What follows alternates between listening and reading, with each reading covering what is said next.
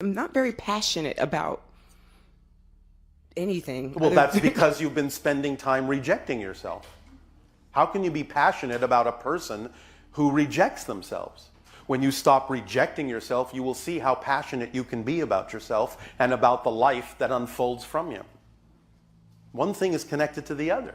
My question is regarding to purpose. Purpose. Correct. Your purpose? Yes. Same as everyone's purpose. To be yourself as fully as you can. The idea of acting on your highest excitement is an indication of the expression of your purpose, but your purpose is to be you as fully as you can. Does that make sense? Yes. Is that too simple? Yes. Then you may complicate it however you wish. I have been realizing that I don't have any excitement left and no passion. Oh, all right. Okay. Then why did you come today? Because when I heard the name Bashar, I went, oh, okay. So you mean you had some excitement Yes. left? But there, But you just said you had no excitement. But then all of a sudden you had excitement. well, that's because you appeared. Well, but I can't create that in you. Yes, that's true. You must have chosen to be excited. Let me rephrase that then. I really don't seem to have a direction in my life or what I want to do or a passion for anything. Oh, all right. So what do you want to do about that? I would like to know how to get the fire back, the passion back. Why do you want to know that? Because otherwise there's really no reason for me to be on the planet. Well, sure there is. Otherwise you wouldn't be. Believe me, this is not a mystery. This is not a mystery. It is not part of the agreement that you can in any way, shape, or form fool. If it is time for you to not be on the planet, all you have to do is lie down, close your eyes, and say, it's time for me to go. If you can open your eyes 10 seconds later, it's not time for you to go, or you would have gone. If you're not gone, it's not time for you to be gone. There is no accident about that. It's a perfect orchestration. I understand. So if you're where you are on the planet, there's a reason for it. Correct. Now, so what you are saying is you are attempting to figure out or how to invent or realize or recognize that reason or give yourself that reason. Right. All right. Now, Thank you.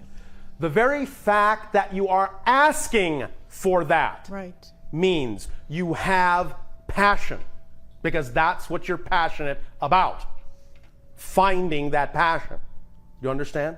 Yes. All right, so you have passion. This is similar to the idea we said before and in another variation where people think, oh, I'm only using 10% of my brain. No, you're using 100% of your brain to make it seem as if you're only using 10% of your brain.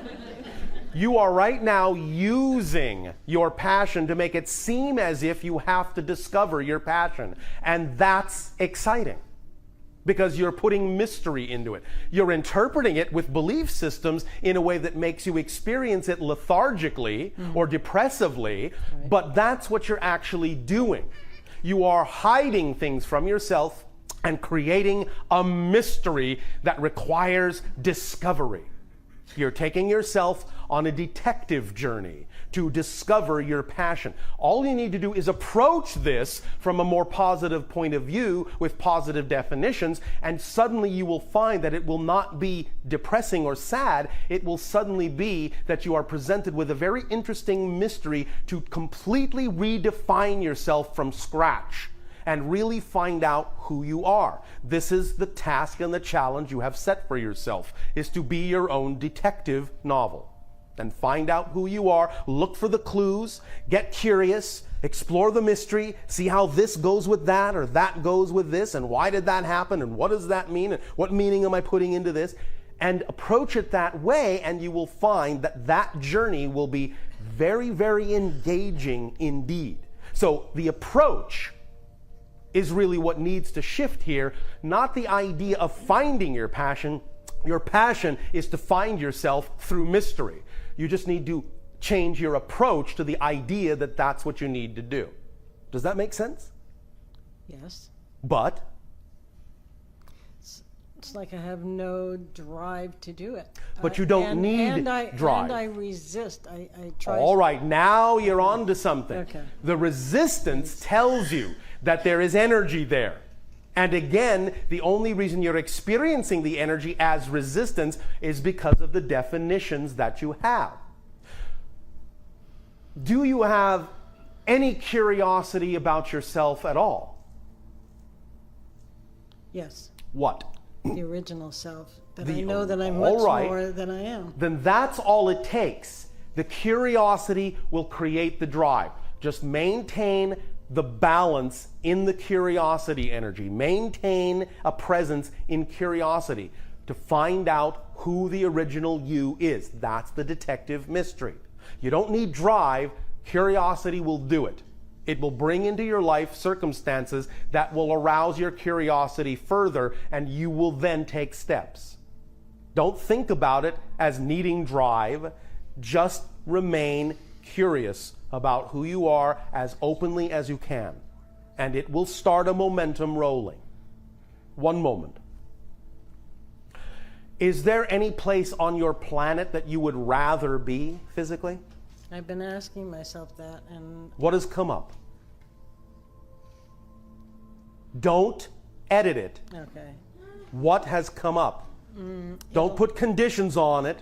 Well, I've been thinking about going there, but I could never do that, or I don't have enough drive to do. Don't edit it. Okay, Italy. What? Italy. Why?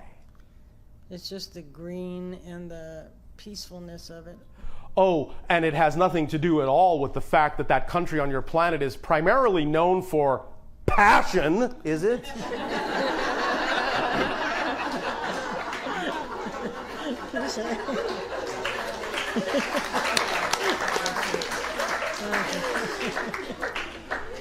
Where in Italy would you like to go first? I really don't know. I've just seen videos of the aerial Yes. over it, and it's beautifully green and old. And Yes. yeah. All right. So when will you go to Italy? Because you're giving yourself a sign that the vibration that you need to be in is part of the process of truly discovering yourself. Remember, when we talk about the idea of acting on your excitement, it's a whole picture. It's not just what you do, it's also where you do it. That's part of the whole picture. If you are attempting to do your excitement in a place that's not representative of your excitement, you're not doing your excitement. Yeah. So if you know that Italy is a place that represents something that is more you, then by all means, go there. And you will see that something will happen that will help you continue that journey of finding who you are. So when will you go to Italy? I have no idea. When will you go? I don't know. Do you want to go? Yes. Well, are you willing to allow your life to synchronistically show you that you can go? Yes. All right, that's a start. That was a struggle. Be willing to allow into your life something to come in that will show you you can easily get there. Don't put any assumptions or expectations on how people tell you are the only ways you can possibly get there. Well, you have to have this, and you have to have that, and you have to have this. There are people sitting in the room with you right now that never let anything like logic stop them. They simply allow themselves to know that they can put it out, that that's what they desire, and they then get other people to respond in a way that supports that dream. So just put it out that that's where you want to go. In all the ways that you can, share that information with people as you have done here today. Act on whatever opportunities may present themselves that carry at least some degree of, if not excitement, at least curiosity. You can start that as a form of baby excitement. Follow it, act on it, see where it leads. It will probably lead you very quickly to Italy. Don't assume you cannot get there.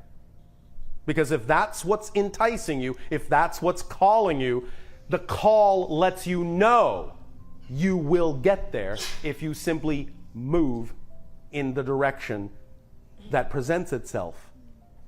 All right? Yes. What is the correlation between synchronicity and the things that we are attracted to? Well, synchronicity, in a sense, is the delivery mechanism for what is relevant for you.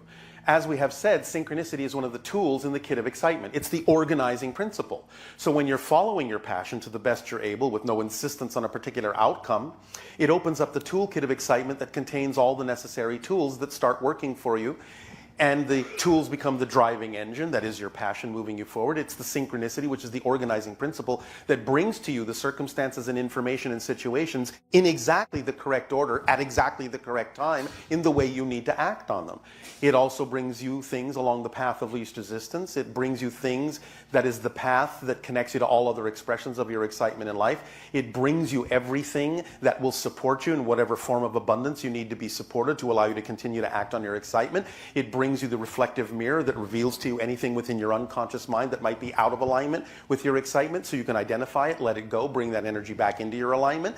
And it gives you everything that is relevant in your life. Everything. That's the complete kit. All you have to do is stay in the positive state, that no matter what happens, you identify it as something that can serve you in a positive way, so you'll get the positive effect from it. That's the entire instruction manual in a nutshell.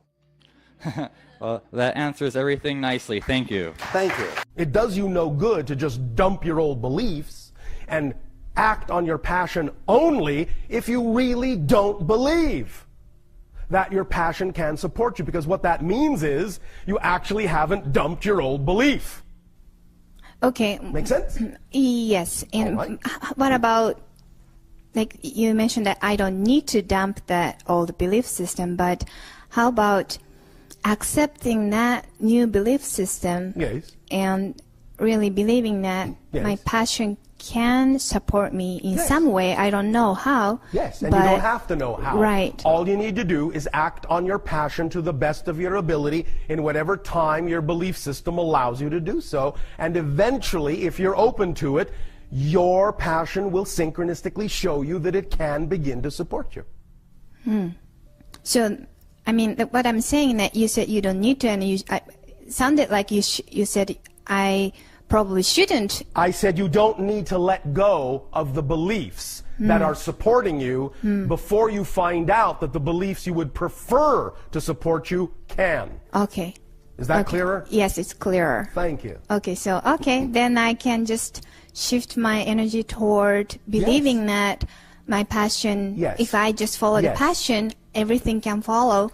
In whatever time frame is available to you, based on also keeping the beliefs that right now you believe are necessary to support you. Yes. Right. But when it's not demonstrating, that, it may not be demonstrating simply because you may not be putting them in the proper ratio. As we said, if you let go of too many of the beliefs that you believe you need to support you and go toward acting on your passion without believing it will support you fully, it will not support you fully. Okay. Because you still have the belief that it won't support you fully. Okay. When that belief is truly gone, it will support you fully. But until that belief that your passion cannot support you is gone, then you need to hold on to beliefs that will support you. Okay, and I believe you said that it doesn't have to take so much time to have new belief system. No, it doesn't at all. But that's up to you. Up and to how me. willing you are to let go of what doesn't work and allow what does work to actually work. Okay, so when I feel fear, Yes. that means I have the old belief That system. means there's a belief you need to look at. Okay. And that's a perfect opportunity then to examine what that belief is, identify it, and by identifying it, making it transparent, and by making it transparent, seeing very clearly what it's there doing and why you don't need it anymore, and then letting it go and replacing it with a new belief. And then your reality will change to whatever degree is representative of what degree that belief was in charge of, and that will leave that much more room for the things that are representative of your passion to come in and support you to that degree. Okay. Yeah. Remember, you're just a 100% being. If you only make room for 5% of an empty space for something new to come in, then the things that represent your passion will only actually be able to support you to that degree.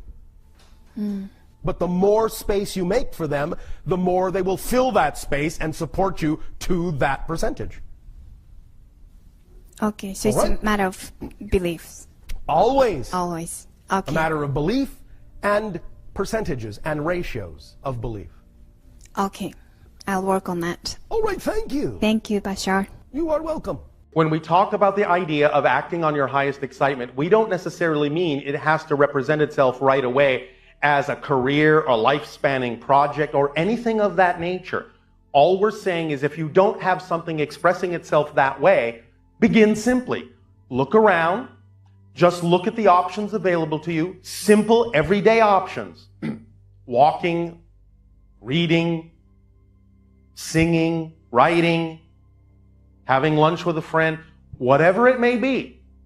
Just pick the one that has even just the tiniest bit more attraction or excitement to it than any other option and act on that one first to the best you are able until you can do it no further with no insistence or assumption as to what the outcome of that action will be. You can take it slow. You can start step by step. It will eventually build into more opportunities coming to you synchronistically for more and bigger expressions of excitement, because all excitement is a thread that's connected to all other expressions of excitement that are relevant for you in your life. So you don't follow the form in which the excitement comes, you follow the excitement itself. That's the path. That's your compass needle pointing to your magnetic north. That's all you need to do. We will assume that you are here today having this conversation because out of all the options available to you, this is the one at the moment that excited you the most. Yes, no, maybe? Yes. That's all Absolutely. it takes. That's all it takes. When you are done with this conversation today, when you leave this particular location on your planet, just say, out of all the options available to me, which one is more exciting than any other? If it seems that two are equally exciting or more, you usually don't have the same degree of ability to act on them equally. But if you do, you might as well flip a coin. Because the idea is, since there is a guiding principle in all of this, automatically, if they really appear equal, both in levels of excitement and level of ability to be acted on, it won't matter which path you then take, because if it is not the appropriate path, it will contain the synchronicity necessary to turn you back around to the one that is actually correct for you. It's a self-guiding principle. This is how it works. Understand, we're not talking philosophy here. This is physics. It's just energy physics. This is a description of the mechanism of existence and how you can use it more efficiently, more consciously. The message that is the most important message we can possibly deliver to any of you is simply the three-part formula of act on your highest passion to the best you are able with absolutely zero insistence on what you think the outcome ought to look like. That's it. Because when you do that, you activate the kit of excitement that contains all the tools you need in life. It becomes the driving engine that propels you through life. It becomes the organizing principle through synchronicity that shows you exactly what you need to do, in what order, and when.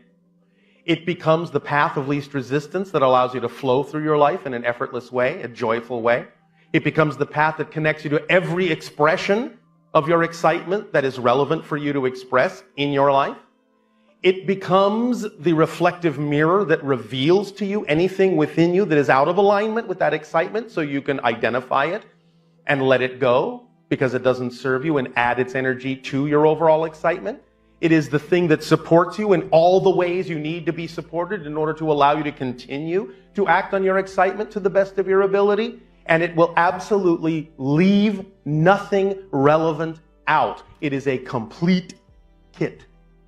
So when you act on the three-part formula, you activate that kit, and therefore, all you have to do from that point forward is to continue to act on the things that contain even just a little bit more excitement than any other option at that moment in your life, as best as you can, taking it as far as you can till you can take it no further, with absolutely no assumption or insistence on what you think the outcome should look like, because that's actually a limitation on what could happen even more grandly than you imagined.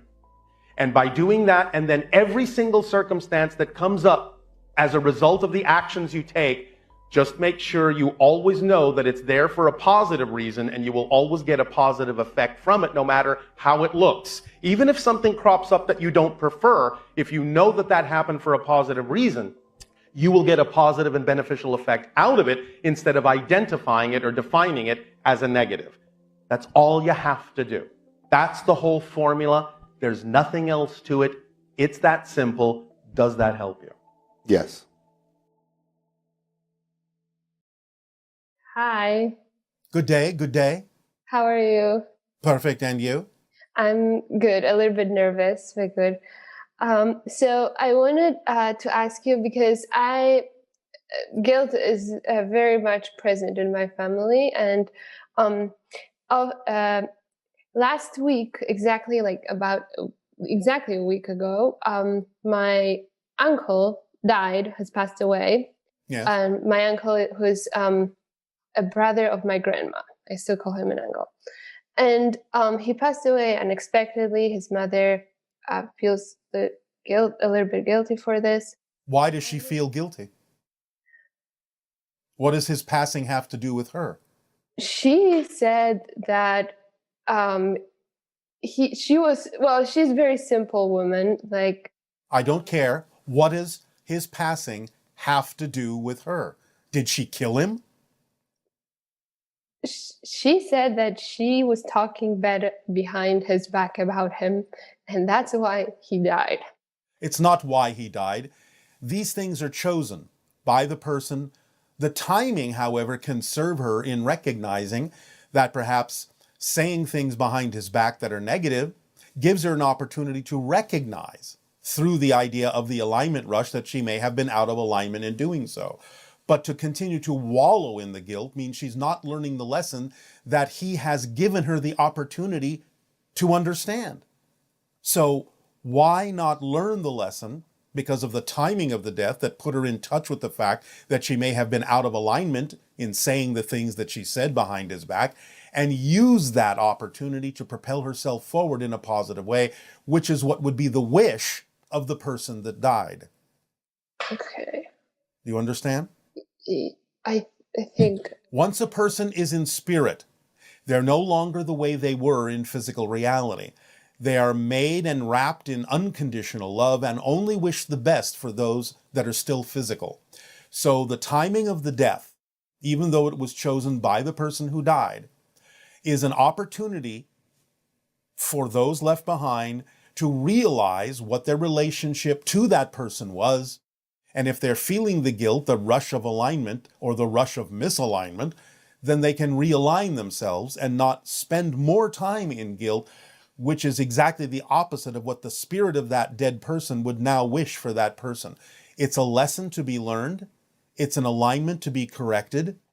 And if she is willing to learn the lesson, then she can actually serve the purpose of the death in a positive way, honor that person who died in a positive way by learning that the way she was behaving is not necessarily ideal, and bringing herself back into alignment, which would completely satisfy the spirit, knowing that the person had done something loving for themselves based on something that was done by the person who died, that was a loving opportunity given to that person to give them the opportunity to correct their own energy.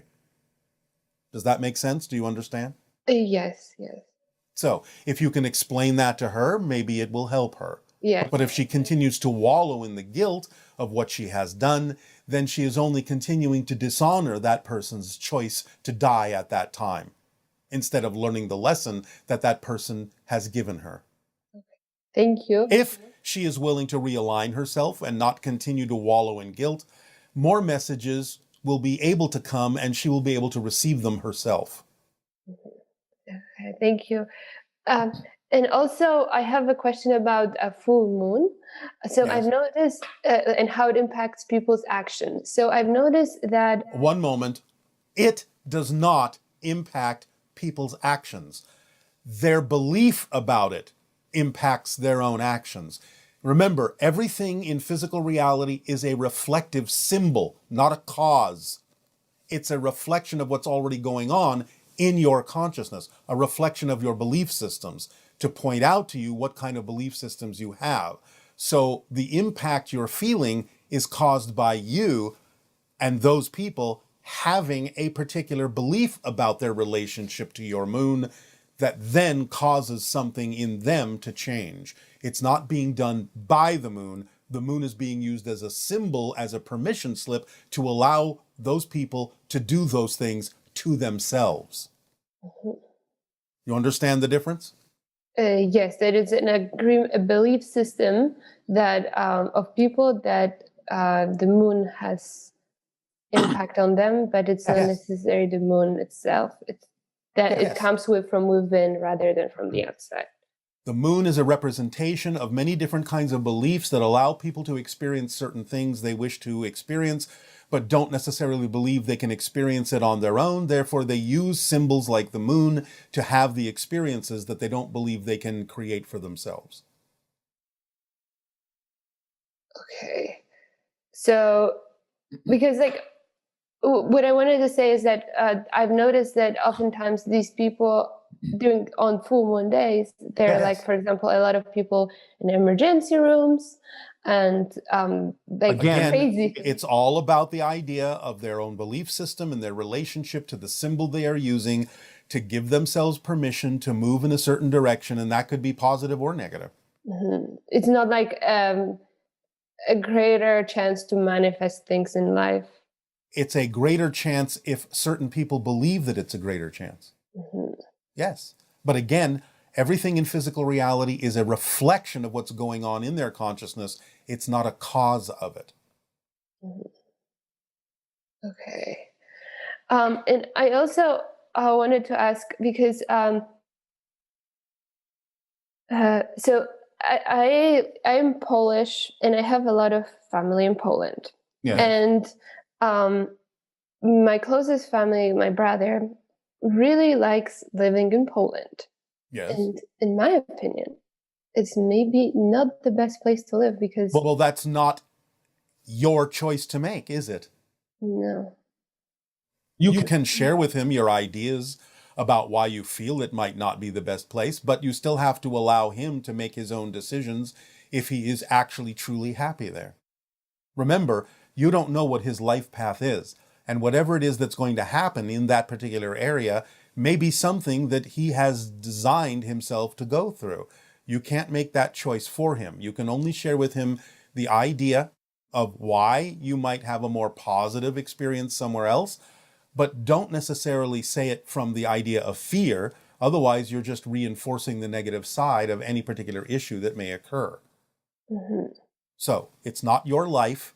You can share your opinion, but you have to let go. It's not your life, and it's not your choice to make.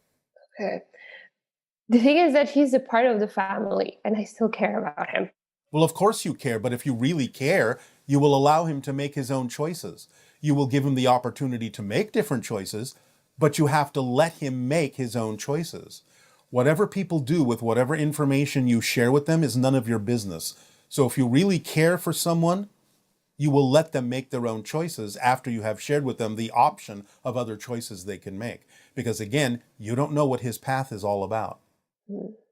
Just because he's a member of your family doesn't mean you know better than he does. Even if what he knows is unconscious, doesn't mean you know better than he does about what it is he needs to experience to learn his lessons in life that he chose to learn.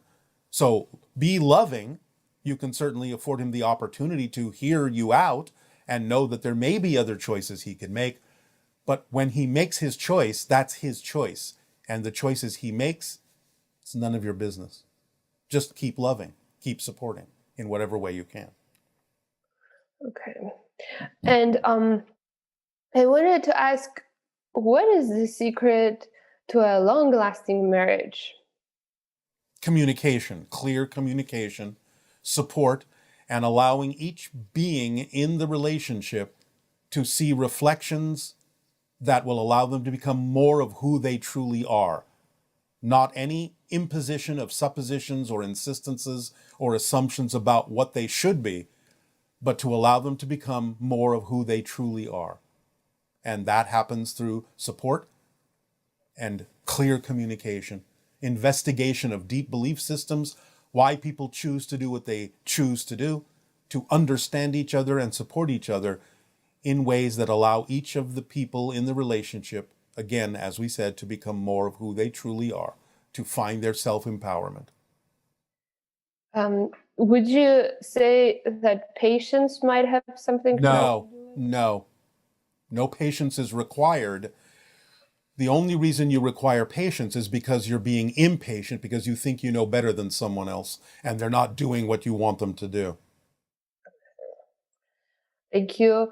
And I have a little anxiety. For me, place where I live is very important.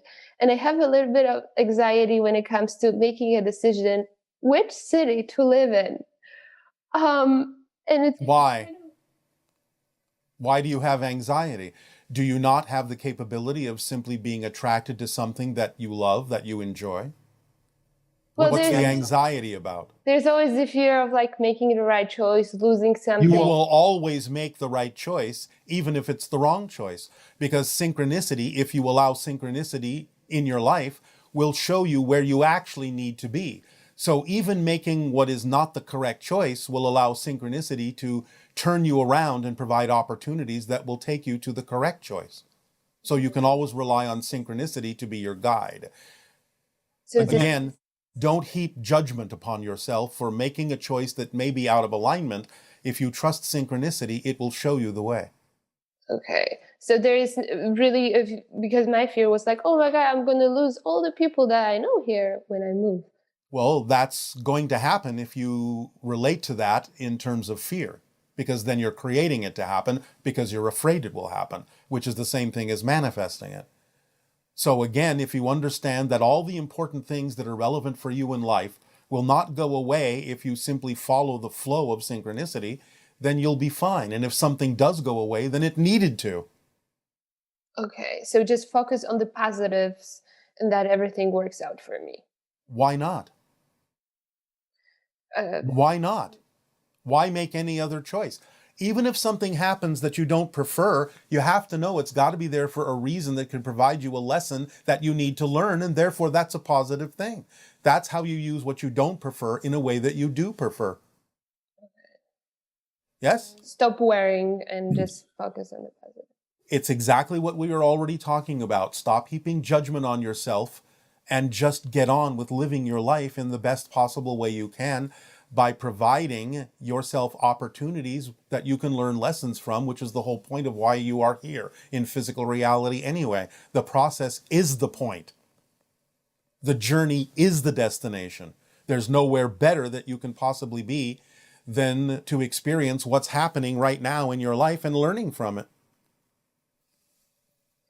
All right? Yes, thank you very much. I appreciate this opportunity. And it is our passion and our pleasure to interact with you as well. Don't be so hard on yourself.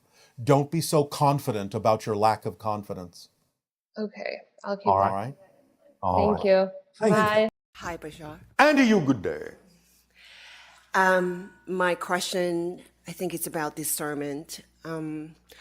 So in my younger days, I used to be more into like activism. I was a vegan, and I was into like passing out pamphlets, you know, and even setting up fundraisers and things like that. And then I started to do more inner work. Yes. And I realized that, you know, as well, they can go hand in hand, you know. Yes, of course. So I'm noticing that. Like I don't really watch the news. I don't really participate in any political, you know, activities or marches or anything like that. I do vote, but I'm wondering if I'm kind of starting to blur the line of inner peace and apathy. No. Inner peace is not apathy. In my personal case, that I somehow, you know, choose to believe that my apathy is inner peace. Why?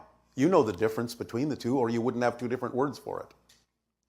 That is true. I know.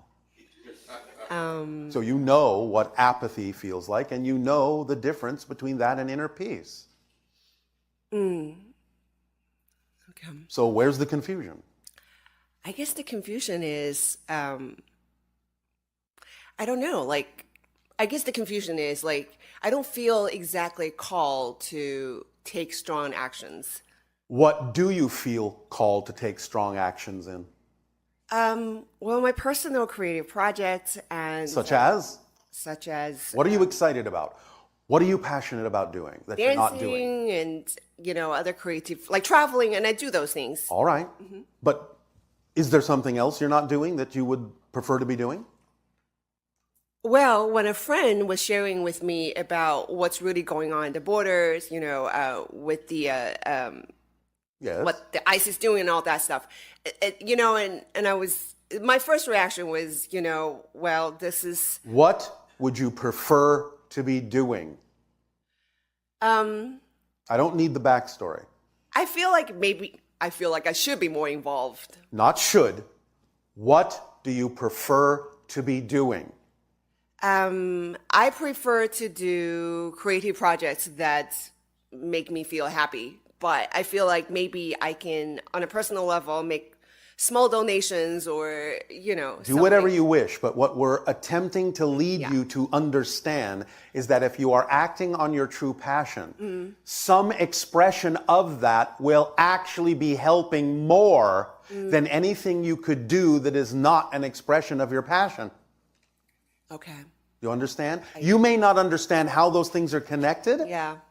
But they are if you are working and doing things in the action of your passion, because other people will see that and you will have more effect on them than you otherwise might doing the things you think you should be doing in the way you think you should be doing it that isn't coming from your passion. Okay. But only feels like an obligation. And when you do that, that's where the apathy comes in, because you're not excited about what you're doing, so you no longer care. So when you do what you love to do, you are more of a living example to others than you may know.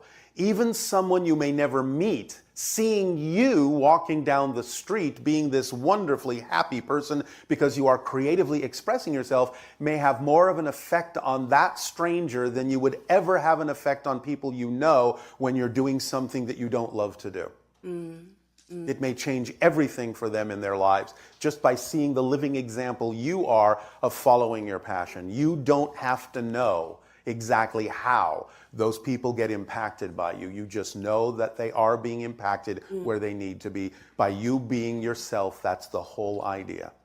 When you are the shape of the puzzle piece you were created to be, you fit in the puzzle picture and help create the big picture that supports all of the pieces that make it up. But if you're not being the shape you were made to be, you don't fit, you're not helping to create the big picture cannot be experienced by the other pieces as supporting them. Make sense? Yes. Does this help? Yes. So follow your passion, act on your passion in whatever expressions naturally come, and you will be led through synchronicity to do the things, and sometimes they may look similar to what you were doing before, but you will have found a new way to do them from your passion that you may not have considered before because you weren't in the proper state to see that that was also an alternative way to do it. Yes. You have to be the vibrational state to even conceive of the way to do certain things that are representative of that state. Otherwise, those thoughts, those inspirations don't come to you because you're not on the wavelength to receive them. Okay. All right? So start with the formula and just see what happens, see where you're led, and whatever opportunity is presented to you, always look for the way to do it in the most exciting way you can, and have the discernment to tell the difference between whether it is truly representative of your preference or not. And of course, the remember to make sure that you're not the one dampening the excitement with negative belief systems you're unaware of. Okay. Yes? Does this help? Yes. All right. One follow-up question may have just the same answer. Maybe. But so I started out creatively as an actor, and I used to pursue it a lot. And then I started to pursue other things that were more exciting to me. And then At the time. And so I kind of just not really focused on acting. And then the weird thing was I started just booking jobs and getting more auditions. Yes. But my excitement is still feels like somewhere else. But this keeps happening. So I keep following Again, Are you blocking what could be exciting with your assumptions that it's not? Yes. Then use your imagination to see that these things are coming to you in a way that gives you an opportunity to really look for other ways in which you might be able to find the excitement in that, or finally and ultimately determine that it is simply not your preference, not your excitement. But because you keep repeating it for yourself, you are trying to tell yourself something. And it might simply be that you have too many negative fear-based belief assumptions about what doing that may actually mean, when you could be using your imagination to figure out how it would be more exciting to do it in a different way than most people might assume. Think, as you say, outside the box. And finally, actually even get to the point where you realize there is no box. Sounds good. Thank you. You are welcome. Now, I'm going to audition you right now. Okay. Show me a person finding their way back to their seat. The way we understand the one consciousness, Yes. I think our group talks about that a lot. Yeah, referring to the one. Yes. All right. Is that it is ever expanding. It's not a fixed entity. Is that correct? Okay. You also said, and I think we all understand also, that time is a concept that is created when process needs to happen or needs to be understood. Yes. Okay.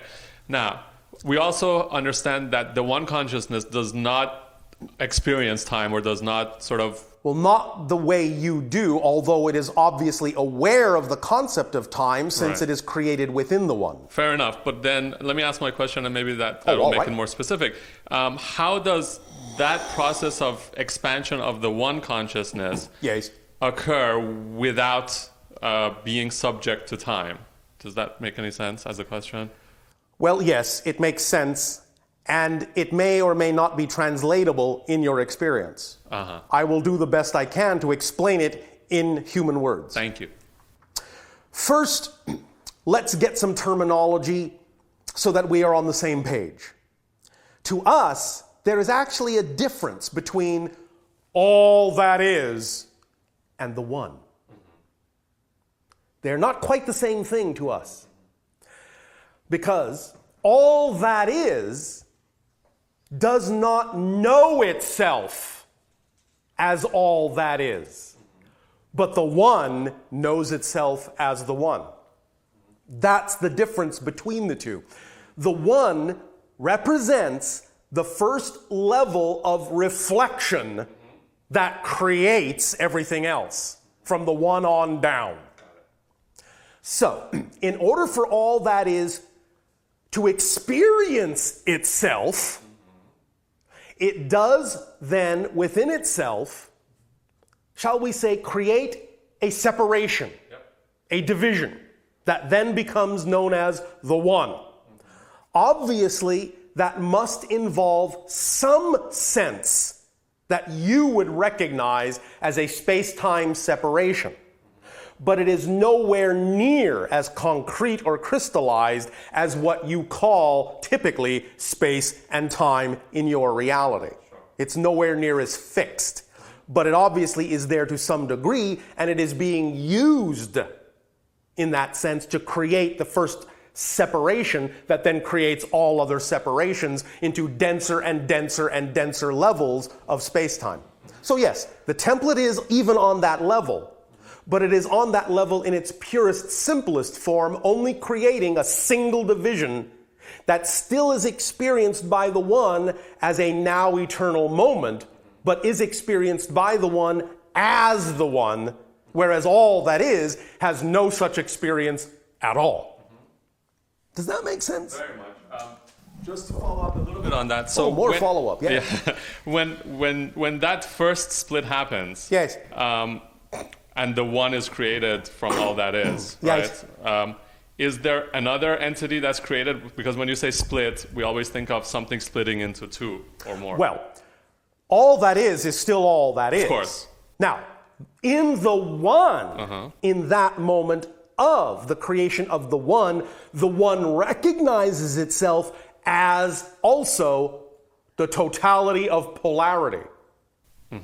So in that sense, you could say, yes, it recognizes immediately that there is a type of cell division from the one into two. Mm-hmm.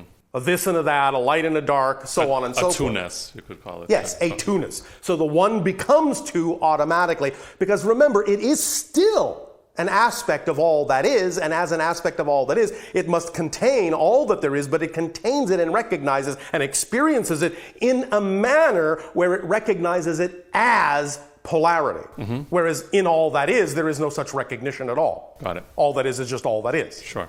Without even knowing that it is all that is. But the one knows it is all that is. And the second you know you're all that is, you have to accept all that there is within all that is. And in all that is, there is polarity.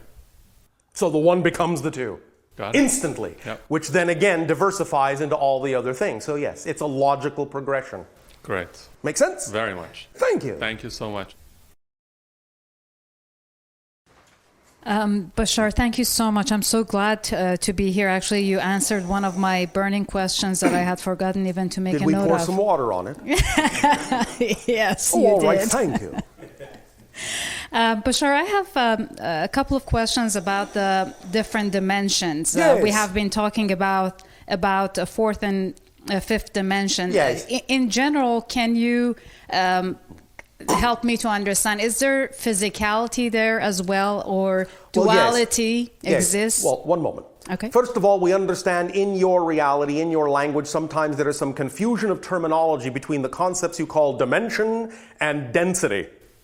Yes. Because many people in your so-called metaphysical movement refer to the idea of fourth density, fifth density. Sometimes people will have these terms interchangeable. Fourth dimension, fifth dimension. They're not exactly interchangeable. Within the reality you would call your third dimension, it is actually a fourth dimensional reality, because you have 3 dimensions of space and 1 of time. Do you understand? Yes. That makes it a fourth dimensional reality. So in reality, you're already in the fourth dimension. Obviously, it's physical. Yes? Yes. Now, within this fourth dimensional reality, you are actually also then going into what people on your planet have called fourth density. But that's because they are sometimes confusing the idea of third dimension to fourth dimension transference. But there is no fourth dimension transference because you're already there. So going into fourth density is actually going into the fifth dimension. Does that make sense? Yes, it does. All right, now, in going into the fifth dimension or fourth density, you will find again that what will happen is, yes, there is still physicality. Yes, there is still some degree of polarity. But again, it is not as fixed. You have more flexibility in space and time. You can find it becoming, shall we say, more slippery, unstuck, unglued, so that you can experience more synchronicity, which is your physical translation of experiencing that everything happens at once, that everything is connected.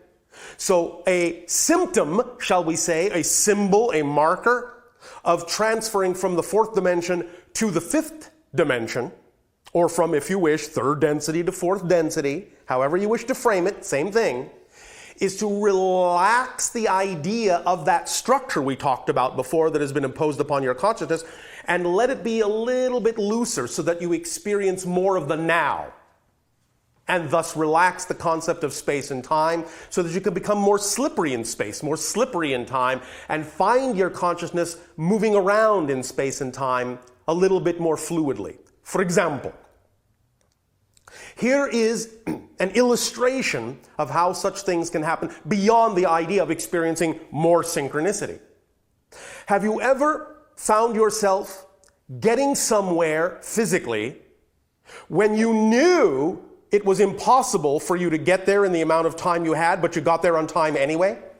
Yes. That kind of thing is where your consciousness is now starting to manipulate time so that you're jumping over what you need and simply arriving when you need to be there, regardless of how much time you thought you might have needed in the old perspective. Does that make sense? Yes. So it's those kinds of things that tell you that you are uplifting your frequency, uplifting your vibration, expanding your consciousness, becoming more aware of the fact that you live in the now. Because in the now, by definition, all things exist. So the more you live in the here and now, the less you need the concept of space and time, because there are fewer details to focus on. When people focus on too many details, and they think they have to make their life work by going through this step and this step and this step and this step and this step and this step, well, you're creating steps that then require more space and more time in which to exist. But if you understand yourself more holistically and just go from here to there and skip all the intervening steps, then you need less time, will experience less time and less space. You'll live more in the now where everything is, and you'll recognize everything is just already here and now. And you'll be able to access it more easily, and the symptoms of that access will be more synchronicity and more slippage in space and time. And also more sensitivity to perceiving with your senses other vibrations, other dimensions, other realities, other frequencies of energies. That's why more and more people now are also seeing more things from other realities, seeing colors, seeing light they never saw before, seeing what you call spacecraft moving in other dimensions, seeing spirits of people that have passed on into the spirit realm. More and more and more, this is coming into your society now, because people are becoming heightened in their sensitivity to things that are representative of what's really here and now. Whereas in the old reality, you filtered 99% of that out. But now you're not doing so much filtering. Is this answering your question? It does. And Yes. I just wanted to ask another question in that regard. So the way that I understand you is that we can definitely experience, let's say, fifth dimension in this physical world, or where we are. The fifth dimension in that sense is the last level of complete physical reality. Beyond that, it is more quasi-physical, non-physical, which is where we're going, our civilization. We're becoming less physicalized. We're now quasi-physical, quasi-energy beings. But you're just going into the very beginning of that level as a society. Does that make sense? It does. So we can experience that as we live here. Yes. And also the way that I see it is that we may choose, as we go through this growth path, we may choose to experience our next lifetimes in, for example, in fifth dimension. Is that a natural progression of? It can be. It depends. It depends on your choices. It can be representative of a natural progression, yes. But remember, on that higher level, time is not linear. So you can actually choose a life that from physical reality's point of view would actually be before the life you're having now as your next life. Just because you think you might need that experience for your progression. So on that level, it's not linear. Because remember, from that level, you recognize all lives coexist simultaneously. And you're just keying into them in whatever order you think actually serves you best. So it depends on what you mean by progression. Because some souls will feel that they want to hop all over the place, and that creates the kind of progression they need. And some souls will do it very linearly. They will connect to their lives in what, from a space-time perspective, would appear to be one life after another, one dimension after another. But you don't have to do it that way. In fact, one of the things that lets you know you're really truly functioning on a higher level is that you really stop depending on linearity at all. And you start experiencing yourself in a multitude of ways simultaneously. On a high level, you will experience all your physical lives at once, at the same time, and actually be able to handle all that input all at once. It's similar to the analogy we use on your planet of what you call a film strip. You have a strip of film. There are many frames on that film strip. You know what I'm talking about? Yes. Well, each physical life may be one frame. But when you are the projectionist, you can take that film strip and you can stretch it out in front of you and you can see all the frames at the same time. That's a different point of view. You see? Yes. So from the higher levels, it's like that. And as the projectionist, you could say, well, now I'm going to look at frame 5. Oh, now I'm going to look at frame 1. Oh, now I'm going to look at frame 10. Oh, now I'm going to look at frame 3. Oh, now I'm going to look at frame 7. You don't have to do it in order because you see them all at once. So it's up to you. If it serves you to do it 1, 2, 3, 4, 5, 6, 7, do it that way. If it serves you to do it some other way, you will. Make sense? It does. Thank you. Thank you. Good day, Bashar. And to you, good day.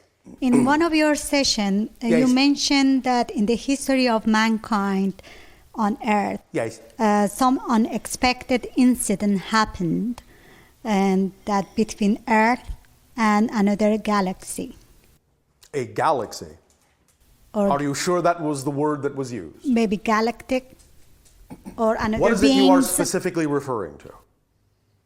What kind of an incident are you referring to? that our civilization is going downward. Downward. In another word, is declining. No.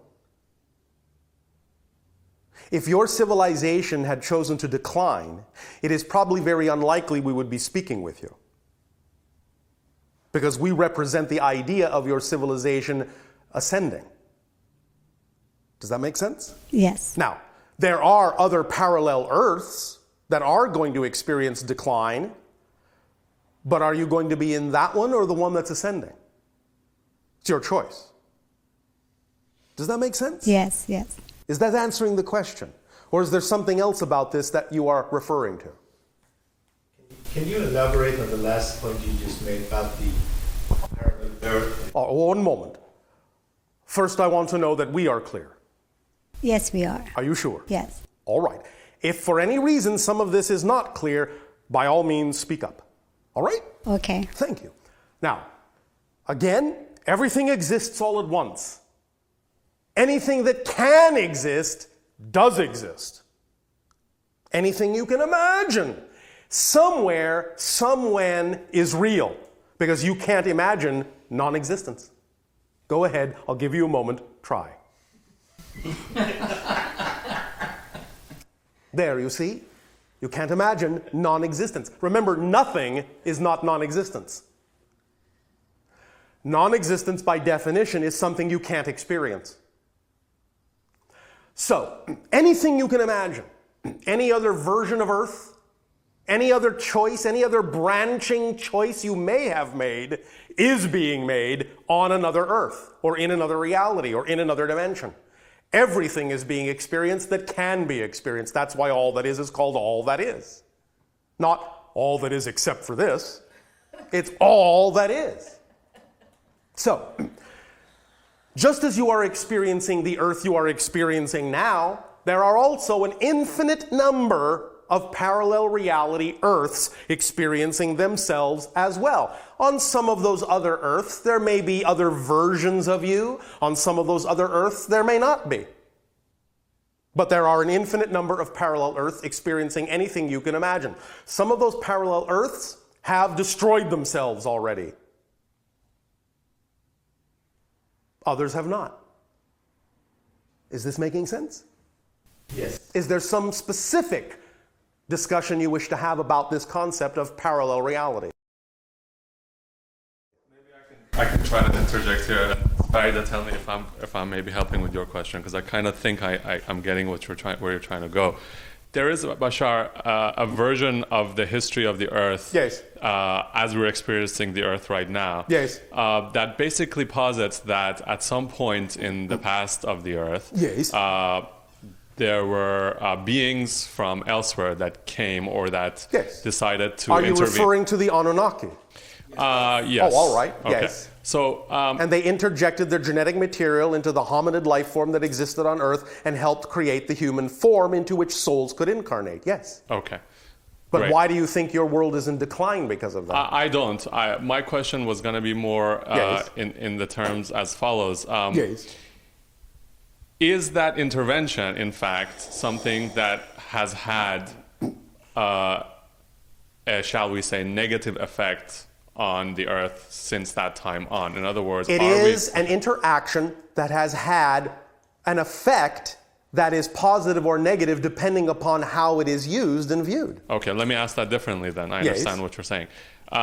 Again, this is not necessarily an information that comes from you, but possibly from elsewhere, and that information posits, again, that there's a sort of colonization that has happened, let's put it that way, that Earth and its resources are being colonized and used by, again, certain beings from elsewhere. I see. Unbeknownst to most of the inhabitants I of understand. the Earth. Okay. And on some Earth, that is true. Okay, but on this Earth... Is it this Earth? That's the question. Yes, it is. And it's my question to you. Mm-hmm. Is it the Earth you're on? Do you subscribe to that reality? Mm-hmm. Yes, no? Got it. I don't know yet. You don't know. All right. You're allowed to live on an Earth where you don't know. Thank you. So, when you make up your mind, that will be the Earth you live on. Great. Because that's how you change. Anything, any thought, now listen. Please, please, please, please, please take me quite literally. All right? Mm-hmm. Quite literally. Yes. This is not symbolic. This is literal. Every single thought you have changes your entire reality. What Earth are you on now? What Earth are you on now? What Earth are you on now? What Earth are you on now? You have actually just passed through a large number of parallel reality Earths in the last 5 seconds. Mm-hmm.